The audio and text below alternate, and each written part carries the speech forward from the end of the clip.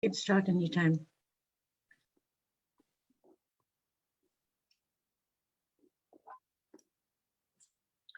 أعوذ بالله من الشيطان الرجيم بسم الله الرحمن الرحيم السلام عليكم ورحمة الله وبركاته إن الحمد لله نحمده ونستعينه ونستغفره ونعوذ به من شرور أنفسنا ومن سيئات أعمالنا من يهده الله فلا مضل له ومن يضلل فلا هادي له ونشهد أن لا إله إلا الله وحده لا شريك له ونشهد أن محمدا عبده ورسوله وقال الله تعالى بعد أعوذ بالله من الشيطان الرجيم بسم الله الرحمن الرحيم يا أيها الذين آمنوا اتقوا الله حق تقاته ولا تموتن إلا وأنتم مسلمون يا أيها الناس اتقوا ربكم الذي خلقكم من نفس واحدة وخلق منها زوجها وبث منهما رجالا كثيرا ونساء واتقوا الله الذي تساءلون به والأرحام إن الله كان عليكم رقيبا فإن خير الحديث كتاب الله وخير الهدي هدي محمد صلى الله عليه وسلم وشر الأمور محدثاتها وكل بدعة ضلالة. Today, inshallah, I will talk about the rights of neighbors in Islam, drawing mostly upon a chapter in the book Ihya Ulumuddin by Imam Al-Ghazali.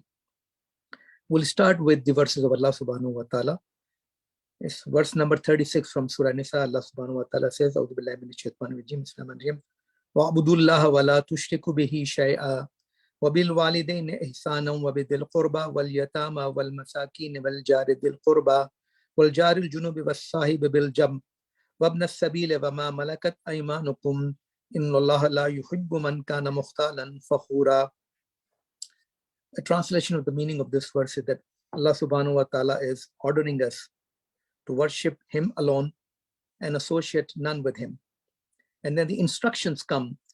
The first one, and be kind to the parents, or you can say show the best behavior towards your parents. And then relatives, orphans, the poor, near and distant neighbors. And this is the translation of wal jari dil qurba wal jari al junub, which I will highlight upon inshallah. Close friends, needy travelers, and those bondspeople in your possession. Surely Allah does not like whoever is arrogant, boastful.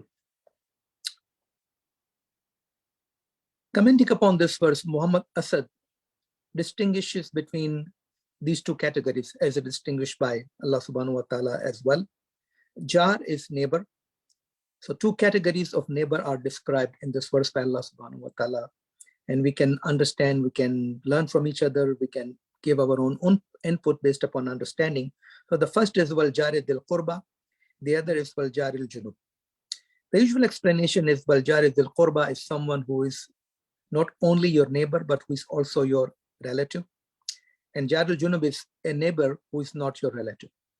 Another explanation is that Wal Jar al-Qurba is someone who is your near neighbor, and Wal Jar al-Junub is someone who is your distant neighbor. And then the question will come, who is a close neighbor and who is a distant neighbor. And there is a hadith that neighborhood is like 40 houses. So somebody who lives within 40 houses of your house is Jar al-Qurba. But Muhammad Asad extends this concept by saying that the first category is a person who belongs to your own community. And the second is a person who does not belong to your community.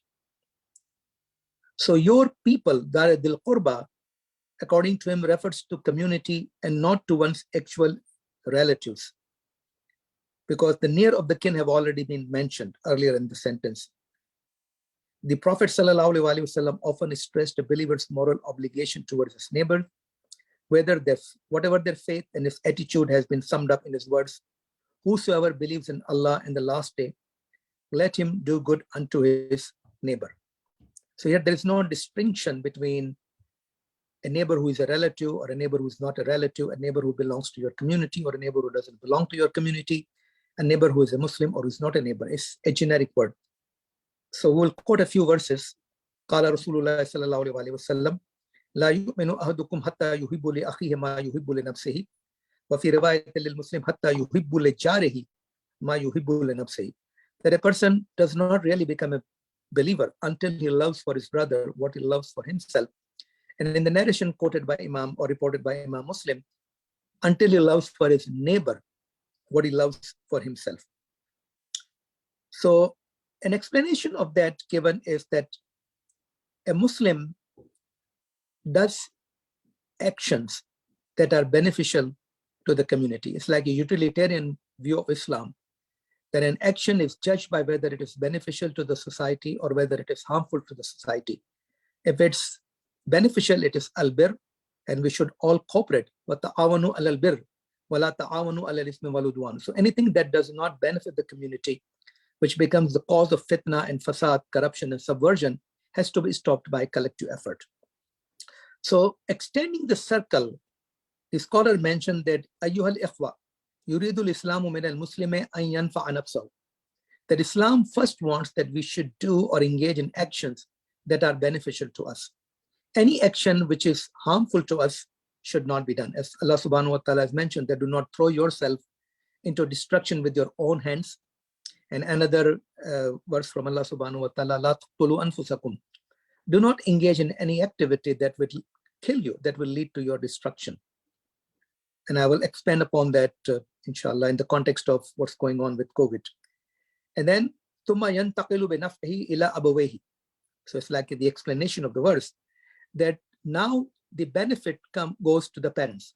The first right upon you is your own right. Then come the rights of the parents, obviously after worshipping Allah subhanahu wa ta'ala and paying his dues, Allah's dues, that one should do every action within one's capacity to cause benefit to the parents, whether they need it or whether they don't need it. And do not do anything or do not say anything that will hurt their feelings, that will harm them mentally, physically, psychologically, financially. And then the circle widens to وَزَوْجِهِ وَأَوْلَادِهِ, the spouse and the children. ثُمَّ إِلَىٰ أَرْحَامِهِ, and then to the relatives. Arham, Zil Raham will be people who are related to you through blood, brothers, sisters, aunts, uncles, grandparents. ثُمَّ إِلَىٰ جِيرَانِهِ, and then to the neighbors. And this is the main topic of the talk today. ثُمَّ إِلَىٰ مُجْتَمَعِهِ, and then the society. ثُمَّ إِلَى الْعَالَمِ أَجْمَعٍ, and then the entire world, the entire universe. So every action that we do, every word that we utter has its echoes in the universe. It benefits us or it harms us. It is a source of benefit or harm to our parents, to our spouses, to our children, to our neighbors, to our society, and to the world as a whole. As Allah subhanahu wa ta'ala has mentioned, ظَهَرَ الْفَسَادُ فِي الْبَرِّ وَالْبَحْرِ بِمَا كَسَبَتْ أَيْدِيكُمْ. The corruption that you witness on the land and the seas is because of what your hands have done. So any action that we do and we consider it to be totally insignificant does have a significant influence in the universe on a broader scale, but we do not have the capacity to understand it. And then he follows up by saying, مُقْتَدِيًا بِسَيِّدِنَا مُحَمَّدٍ صَلَّى اللَّهُ عَلَيْهِ وَسَلَّمَ. If we do this, it will be an action of obedience to the sunnah of the Prophet sallallahu alaihi wasallam. And the Prophet said, "Ma zala Jibril yusini bil jari hatta zanantu annahu sayuwarisuhu." That Jibril alayhi salatu wasalam continued to advise me about the rights of the neighbors to the extent that I thought that a neighbor will actually get a share in my inheritance from Allah subhanahu wa ta'ala. Now I will narrate some of the hadiths from Imam al-Ghazali as well, and then I will try to summarize what he has mentioned. So he mentioned that first he mentions that alam anna al-jawar yaqtadi haqqan wara'a ma taqtadi ikhwatul islam fayastahiqu al-jaru al-muslim ma yastahiqu kullu muslim wa ziyada. So that the neighborhood has its own rights above and beyond the rights of Islam. And a neighbor who is a Muslim has more right than a Muslim who is not a neighbor. But a neighbor in general has its own, the neighborship, the ties of neighborhood have rights of their own as well. And he said, is qala Nabi sallallahu alayhi wa sallam. So he tries to explain it on the basis of the hadith of the Prophet sallallahu alayhi wa sallam, who's mentioned al-jiranu thalatha. There are three types of neighbors. There's a categorization. First is jarun lahu haqqun wahid, wa jarun lahu haqqan, wa jarun lahu thalathata huquq. So there are three types of neighbors. One who has one right upon you, the other has two rights, and the third has three rights. So nobody is deprived of a right. It's actually a prioritization and increasing level of responsibility to our fellow human beings. So it's not that nobody has any right upon us. Everybody has a right upon us, but the hierarchy increases as the hadith will explain it. So first he said that فَالْجَارُ الَّذِي لَهُ ثَلَاثَةَ حُقُوقٍ. So the first person who has 3 rights upon you, he mentioned al-Muslim ذُو الرَّحْمَةِ, al-Jaru al-Muslim ذُو الرَّحْمَةِ. So 3 categories, 3 rights for a person who is your neighbor, who also happens to be a Muslim, and who is also related to you by ties of kinship. So he has the rights of Haqqul Jawar, wa Haqqul Islam, wa Haqqul Rahm. The right of neighborship, the right of being a Muslim, sharing the same religion, and the rights of ties of kinship. And then they said, the Prophet said, wa amma ladhi lahu haqqan, and as far as the person who has 2 rights is concerned, faljarul Muslim lahu al-faljarul Muslim lahu haqqul jawar wa haqqul Islam. A neighbor who is also a Muslim, he has 2 rights. The right of being a neighbor, and here if you have to look at it, it's the neighbor who comes before even a Muslim, a neighbor who is also a Muslim.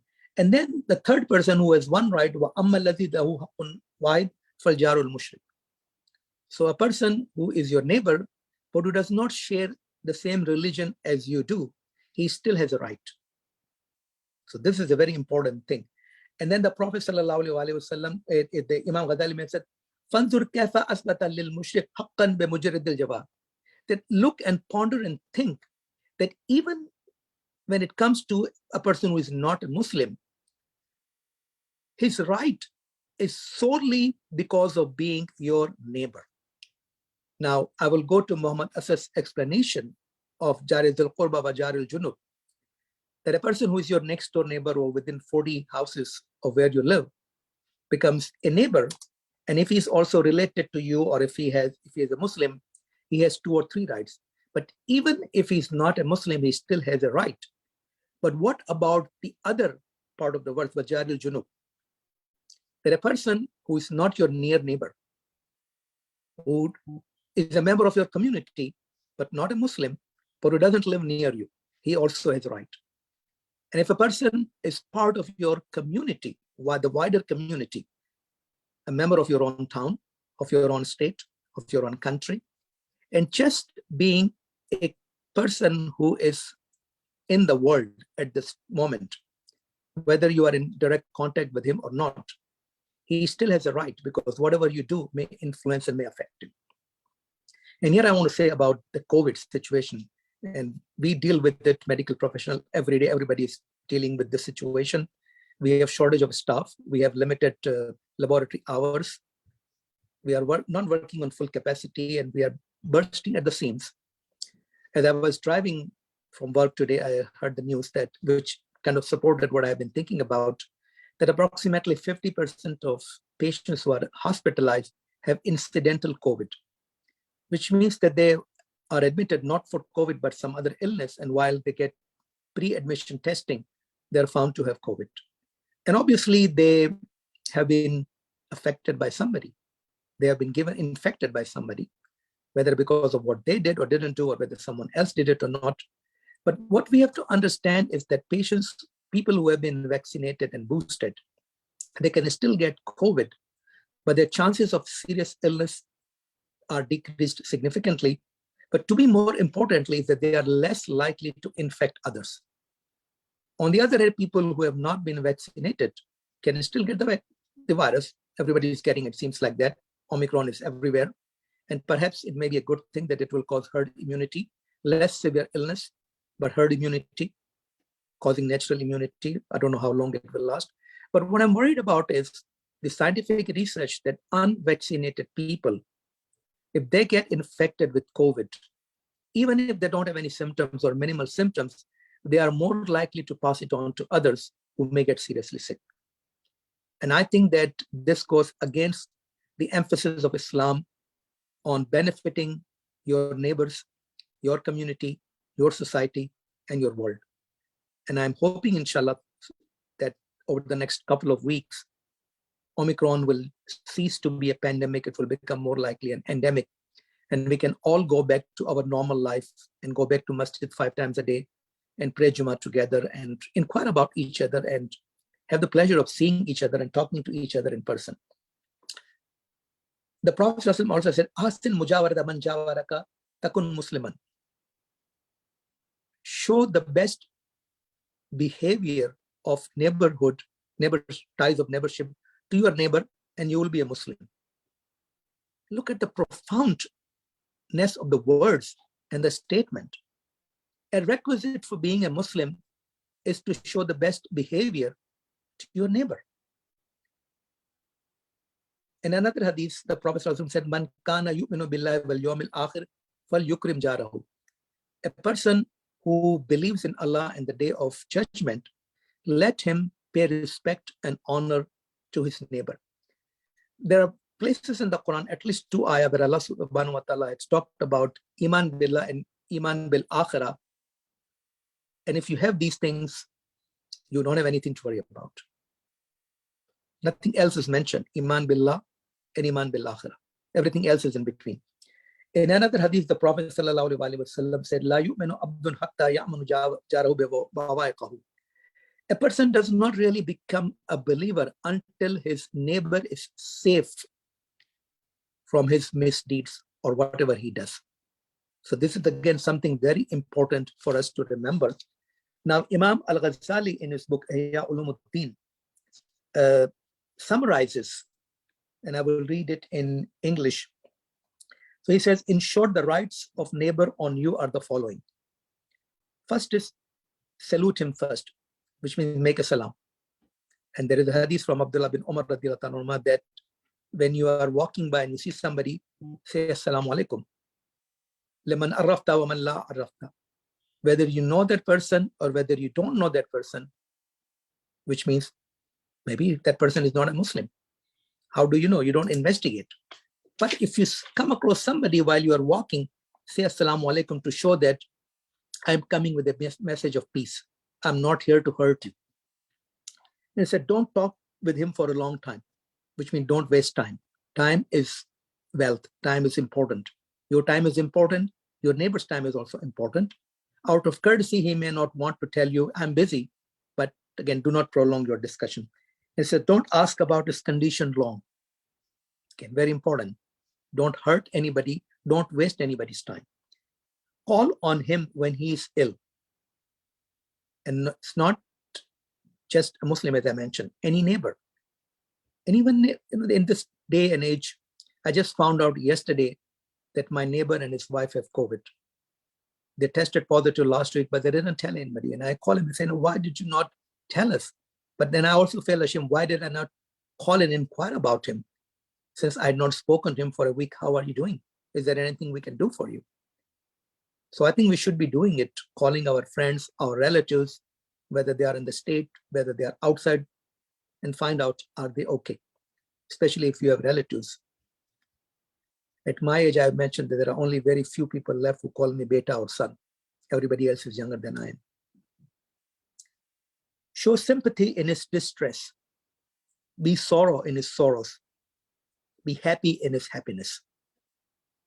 Share enjoyments in his happiness. Pardon or overlook his faults. Don't look at the inner side of his house from the top of your roof. Privacy is extremely important. And there is a hadith, I think it's in Abu Dawud, that cover the nakedness of your brother, and Allah will cover your nakedness on the day of judgment. And it boils down to, unfortunately, the ills of social media, where we are very quick to break the news.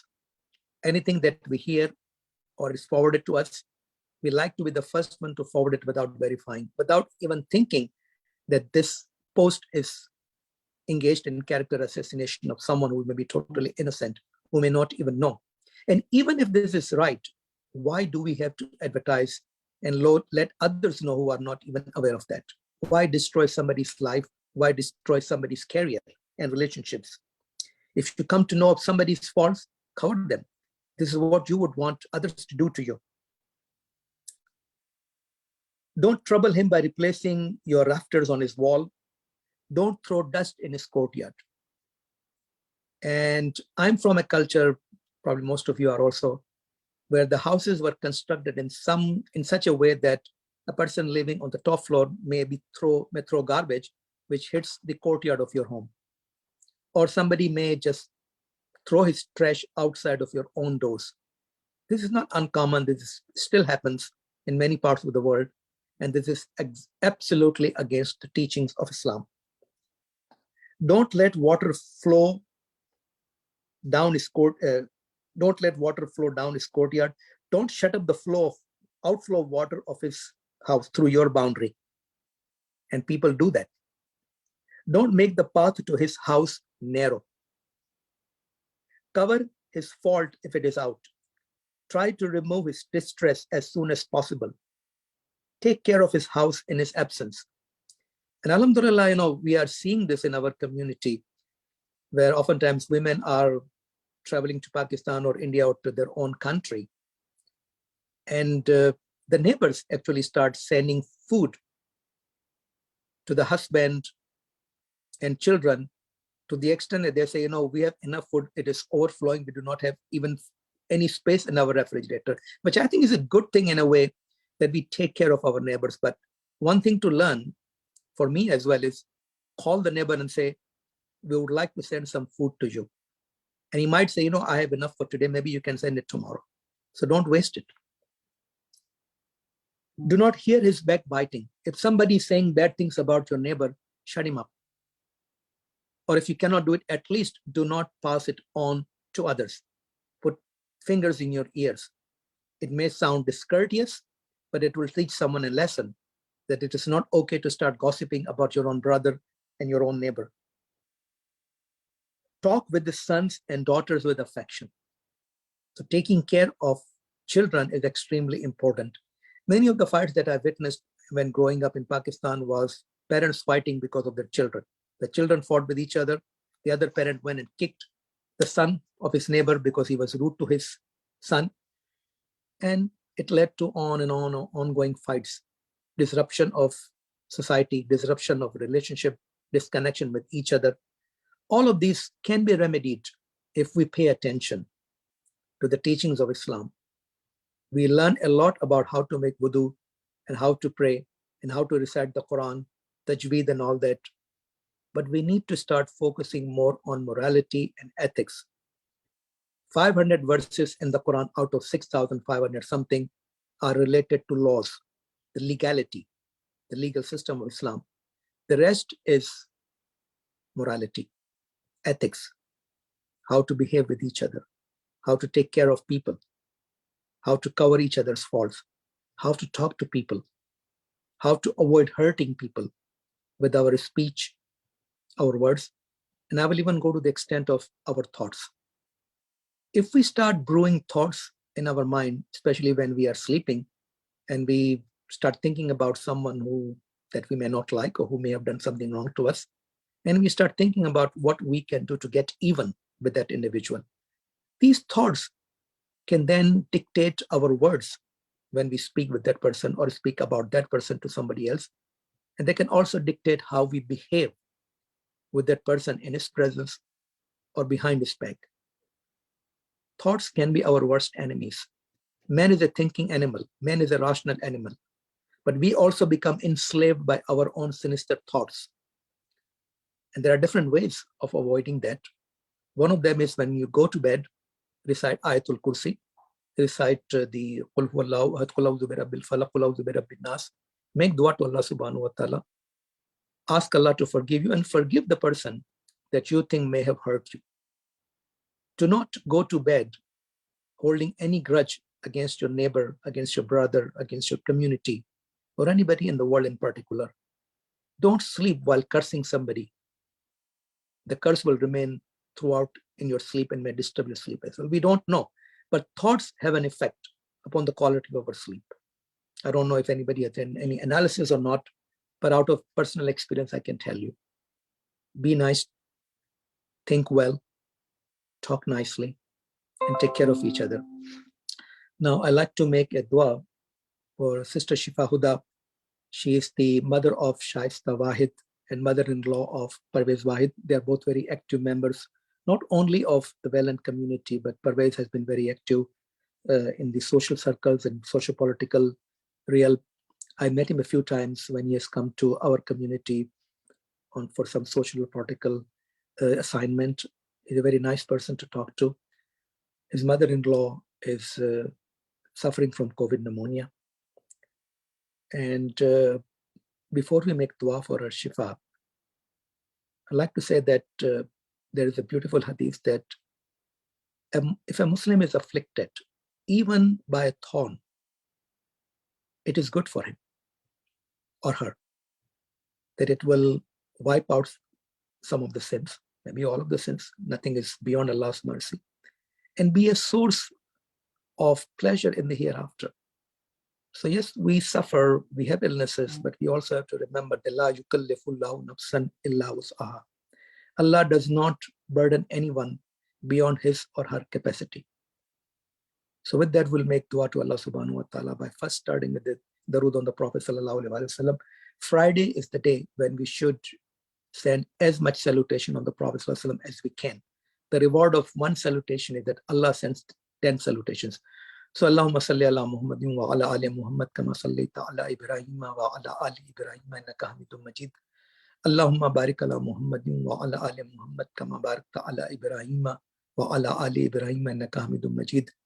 Ya Rabbi lakal hamdu kama yanbaghi li jalali wajhika wa azim sultanik. ربنا ظلمنا أنفسنا وإن لم تغفر لنا وترحمنا لنكونن من الخاسرين لا إله إلا أنت سبحانك إني كنت من الظالمين. Ayub alayhi salatu wasalam made a dua to Allah subhanahu wa ta'ala, Rabbi anni massani ad-durru wa anta arhamur rahimin. Oh Allah subhanahu wa ta'ala, I have been afflicted by an affliction and you are the most merciful. So we beach Allah subhanahu wa ta'ala in the name, in his attribute of Arhamar Rahimin. Allahumma Rabban Nas Azibil Bas Ishfiha Anta Shafi La Shifa Illa Shifa Shifa La Yughadiru Saqama. Allahumma Rabban Nas Ishfiha Anta Shafi La Shifa Illa Shifa Shifa La Yughadiru Saqama. Allahumma Rabban Nas Ishfiha Allahumma Rabban Nas Ishfiha Anta Shafi La Shifa Illa Shifa Shifa La Yughadiru Saqama. May Allah subhanahu wa ta'ala cure our sister. May Allah subhanahu wa ta'ala restore her health to where it was before and even better than that. May Allah subhanahu wa ta'ala give her a long, productive and fruitful life so that she can see her children's happiness, she can see her grandchildren grow, go and glow and share in their happiness and be a source of blessing for them. Our parents, our grandparents are like shadows over us. They are the source of barakah, they are the source of blessing, they are the source of our dua. So we request Allah subhanahu wa ta'ala on this blessed day, beseeching him in the name of his mercy and in the name of the Prophet sallallahu alaihi wasallam to grant complete shifa to our sister and that she may come back to her home and be with her family for a long, long time. أقول قولي هذا واستغفر الله لي ولكم ولذكر الله أكبر إن الله يأمر بالعدل والإحسان وإيتاء ذي القربى وينهى عن الفحشاء والمنكر والبغي يعظكم لعلكم تذكرون وأقيموا الصلاة في بيوتكم. السلام عليكم ورحمة الله وبركاته.